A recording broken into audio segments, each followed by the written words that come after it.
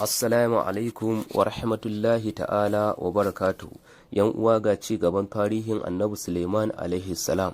Sai Allah ya amsa addu'arsa ya kuma girmama shi da wasu abubuwa wanda Allah bai taɓa hore wani ba daga cikin halittarsa ba kafin Annabi Sulaiman alaihi salam.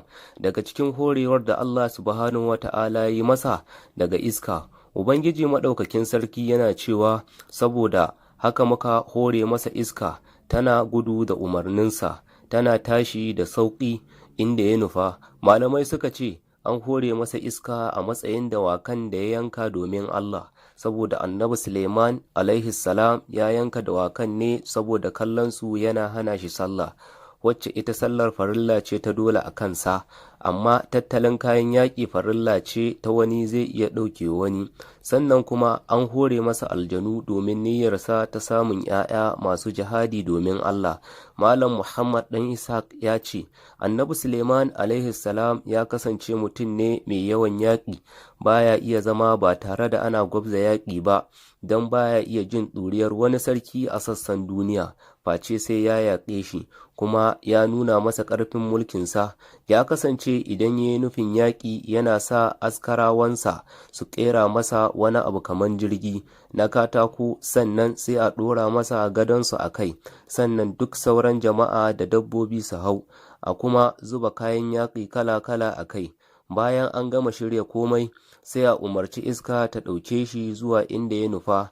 An ce suna yin tafiyar wata a yammaci ɗaya, kuma suna yin tafiyar wata a safiya ɗaya, tana tafiya da shi duk inda ya so. Shi ne faɗin Ubangiji subhanahu wa ta'ala yake cewa, kuma ga Suleiman mun hore masa iska tafiyar ta safiya daidai da wata, kuma ta yammaci daidai da wata. Suratu Saba'i.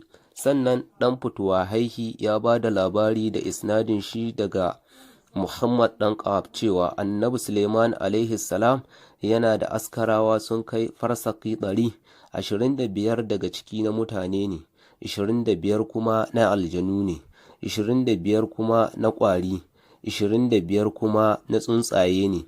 Yana kuma da gidaje guda 1000 na ƙawarir, a cikin gidajen akwai gado 300 da mata 700.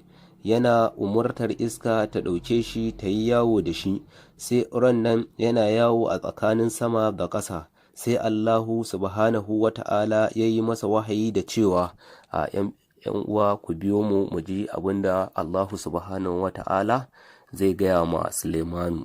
Assalamu alaikum wa rahmatullah.